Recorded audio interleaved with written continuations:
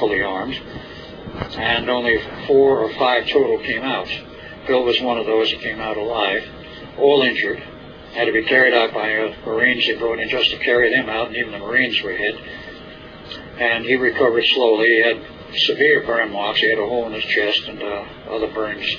So that's a different experience. Totally separate from what the one he talks about with the alien who shot him. A single one-on-one where he shot. Dulcie was not one-on-one. This was a known number of aliens at the other end of the tunnel, costing 66 people, including most military, heavily armed, or they assumed they were adequately armed, and literally took all of the military out. They had weapon systems we did not have at that time. Now, did he ever say he was physically on board a UFO or ET craft? I do not recall that he ever mentioned that. Okay. Was there anything else that was bizarre that he shared with you? Yes, he did. If you get into the period after he left the government, he remained, as he said, quiet for about 2 years, 2.5 years, didn't talk publicly. He took his oaths of secrecy seriously, wouldn't discuss any of what he had done. But then he started talking a little trial pitch, you might call it, trial balloons, at the club that was there, the Western Bigfoot Club. And I talked with him. Eventually he realized, he said, the public should know some of this. So I kept twisting his arm to go public, and he did. During this whole period, he was visited periodically by various people from his old group and from the government, from intelligence. Hey, we don't like what you're doing. You shouldn't be taking this public. We'll forgive you everything if you just come back and work for us. And he told you that? Yes. And he said this went on repeatedly. He says finally, after his trip to Japan, and when he came back, he said some fairly high-level intelligence people came to visit him at an apartment in Oregon, in the Portland area, and discussed with him that he says, we want you to know, Mr. Schneider, you have done a great deal of damage to, let's say, the whole infrastructure, a great deal of damage to the New World Order. He says, how much? He says, it's incalculable. He says, you have done major damage to them with your lectures. But have they really? Has he really? This is what he was told, and this is what he passed on to me. That's a good question. Did they really? Of course, he got the same pitch again. We'll forgive you all of this if you'll just come back with us. We really need you. He kept telling them no. Well, it's from that point on, apparently, that they started the attempts on his life. Every conceivable form. I think he mentions that there's around 13 or 13, before, of course, the 14th again. Okay, but yeah, they go through the whole thing. He goes through that. Why don't we focus then on what really got him, because you seem to have a pretty good handle on what really got him. No. Okay. I was given a phone call by his ex-wife a few nights before the February conference was to start in Florida for Global Sciences, because he was to be a speaker, was a scheduled speaker there, and he was going to come up to Atlanta from there and do some major videotaping on what he knew.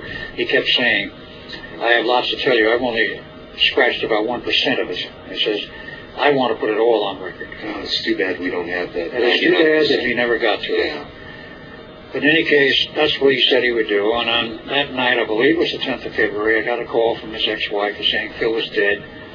He's been found in his apartment. We think that he had a heart attack and heart failure. And where did he live again? He was in Portland, Oregon. And you were in Atlanta, Georgia? Yes. Right. Okay. Well, after the conference was over, of course, I flew up there. And she has to go through his apartment and effects. But the story was that basically, to give the initial part of it, basically a group that came to visit him regularly, Jehovah's Witnesses group, he spoke to them about once every 2 weeks.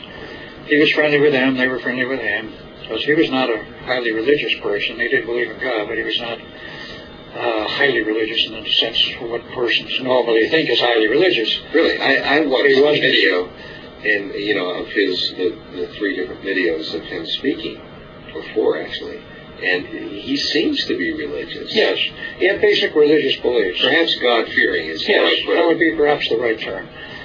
but he was not hooked on any specific religion and all of the tenets of that religion. Okay. But these Jehovah's Witnesses people came to visit him, he talked with them and so forth, and this went on a regular basis. Now, what I was told was that on this particular morning, when it was discovered that he was dead, they came to his apartment, saw his car parked outside, rang the doorbell, got no answer. In the past, they always got an answer.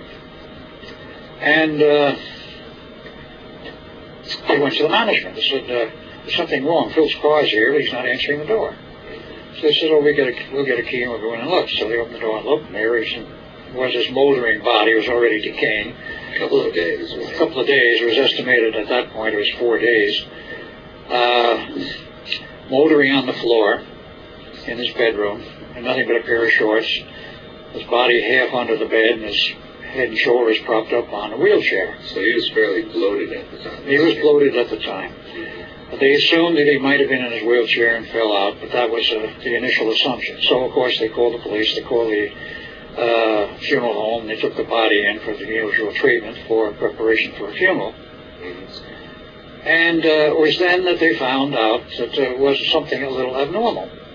There was a rubber tube wrapped around his neck 3 times and knotted in the back, I mean right back here. And you had to literally remove the bloated folds of flesh to see the tube. The tubing was not available in view otherwise. Now, theoretically, he could have done that to himself, couldn't he? Not hardly, because he had 3 fingers missing from both hands. He had fingers cut off or blown off from various explosive and other things that had happened. He had severe arthritis. He had very strong hands and arms, but he could not manipulate his fingers correctly. So he did not have the ability to tie that rubber hose and knot it. Yeah, he could have wrapped something around his neck and held it this way, but who is going to commit suicide by holding a rubber tube this way? As soon as you relax, the tube lets loose and you breathe again. It was knotted. And, of course, the autopsy performed not by the county coroner, but by a local medic brought in by the police department of Portland. I've read the autopsy. Went through the whole list, and I noticed 2 things. 1, they never did a blood test. 2, they never did a urine test. 3, when they went through the descriptions of the various body parts, and they came to the penis, they said nothing unusual or abnormal. Well, that was the red flag right there. It was his ex-wife who gave me a copy of the autopsy report. It said as soon as I read that, it says I knew that either the doctor was totally incompetent or that wasn't Phil's body. I said, why? Because I didn't know at this point what she was referring to and what my friend in Seattle, Washington, he spent a lot of time with, because he was preparing to buy property up in Washington State to carry on with his research, revive his defunct UFO magazine, and so forth, but he had severe, obvious stitching in his penis. He had had a severe infection years before. His wife told me the story. And which they had to literally cut it open from one end to the other in order to clean out the infection and then sew it up. And none of that was present. According to the autopsy, none of that was present. But the thing was, everybody had seen the stitches that ever saw him naked, either in a shower or otherwise. Now, I'd seen him naked once, but I didn't take a close look.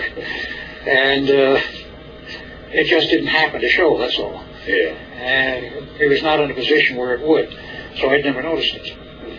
But so did his wife actually think that was not the body of Phil Schneider? She raised a serious question that possibly it was not Phil Schneider. But now it probably was, though. She never was allowed to see the body. Really? She is questioned, is this Phil Schneider? She wanted to see the body. They would not allow her to see the body. Why? No reason was ever given. Just that you can't see it. You can't see it, period. Now, other friends of his in the Bigfoot Club and his brother.